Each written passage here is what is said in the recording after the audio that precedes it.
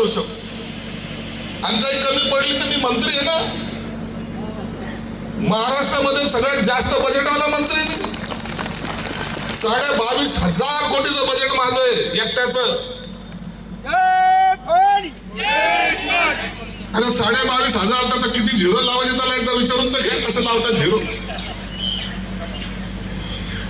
अरे हा पैसा आपल्याकडे म्हणून लोक मला बजाजनगरचा आमदार म्हणतात. मी आमदार कुणाचा आहे? बजाजनगरचा. दुसरा एक उमेदवार आहे तो काहीतरी फोन पे करायला लागला असं ऐकलं. अरे फोन पे हे काय भानगड आहे? नाही म्हणजे आपण मतदारांना विकत घेऊ आणि त्याला फोन पे वर पैसे टाकू. अरे चांगले धंदे चालले ते कर, कशाला टोक्याला लागतो? लोकांना मूर्ख बनवणं एवढं सोपं आहे का? अरे ही सत्ता आहे, ही सत्ता ही लोकांसाठी असते. मी किती मोठं झालं याला महत्व नाही, मी लोकांसाठी काय केलं याला महत्व आहे. ते काम आपण केलं पाहिजे. गेले 20 वर्ष मी या ठिकाणी आमदार आहे. माझ्या माता भगिनीला विचारा, माझ्या भावांना विचारा, कधीतरी तुम्हाला असं वाटलं का हा आमदार आहे, हा मंत्री आहे म्हणून?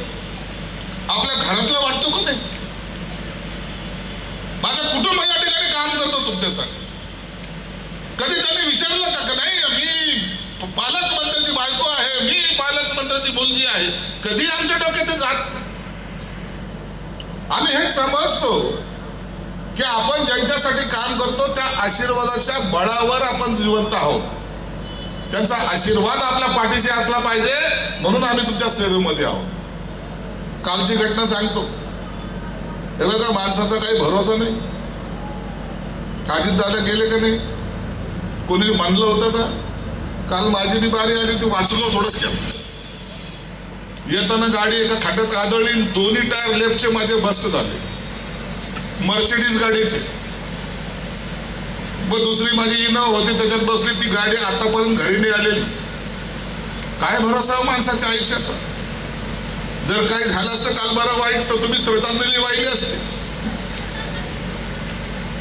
हे सर्व तुम्हाला पुण्य जे काही मिळतं त्याच्या जोरावर तुम्ही आज जिवंत आहात. मी आयुष्यामध्ये सगळ्यांना सांगतो, अरे तुम्हाला मिळालेला आजचा दिवस हा चांगला लावा. आजचा दिवस ते चांगलं काम करा. उद्याच्या दिवसाची चिंता करू नका. उद्याचा दिवस निघो का ना निघो. आणि ही ताकद जेव्हा तयार होते त्या टायमाला मला वाटतं की या जिल्हा परिषदेच्या निवडणुकीमध्ये मला चिंता करायची गरज नाही. तुम्ही सर्वजण माझ्या बरोबर आहात का नाही? सर्वजण माझ्या बरोबर आहात ना तुम्ही? मग त्याच्यासाठी मला काय करायचंय? या सगळ्या उमेदवाराच्या डोक्यात चेहऱ्यावर काही टेन्शन होतं, टेन्शन काही घेऊ नका बाबा. पहिलं निवडून आल्यानंतर या लोकांबरोबर तेवढंच नम्रतेने वागा जसं मी वागतो. नाही तर चुनकी आहे चलो आता काय करायचं तुमची, असं म्हणलं तर माणूस दुसऱ्यांदा पटकी खातो समजायचं. गाडीला मोठे